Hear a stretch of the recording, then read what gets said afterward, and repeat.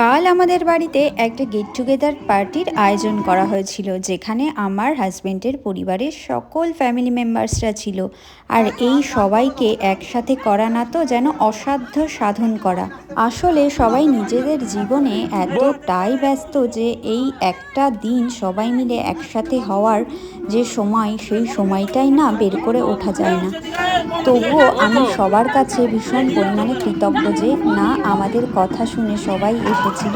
যদিও আমি সব রান্নাবান্না করব এটাই আমি ভেবেছিলাম, তবে এই এতগুলো মানুষের রান্না যে আমি করতে পারবো সবাই তো এটা বিশ্বাস করে উঠতে পারিনি। তার জন্য একজনকে রাখা হয়েছিল। তবে যা হয় ভালোর জন্যই হয়। যদি আজ আমি রান্না করতাম তাহলে কিন্তু একটুও টাইম পেতাম না। এত মজা করেছি সবার সাথে, এত গল্প আনন্দ হইচই আর নাচ গান করেছি যে এত ভালো কেটেছে না দিনটা। সবাই সবাই ভীষণ মজা করেছি আমরা। জাপানে চলে গেলে এই পরিবার আনন্দ মজা আর কোথায় পাবো বলো? তাই এখানে যতদিন আছি সবার সাথে ভালো সুন্দর সময় কাটাতে চাই। পুরো পরিবারটাকে নিয়ে হেসে খেলে জীবনটা কাটাতে চাই। রাতে আবার আমাদের বসে গেছিল গানের লড়াই। গানের লড়াইতে তো গান মনে পড়া একটা ভীষণ ডিফিকাল্ট ব্যাপার।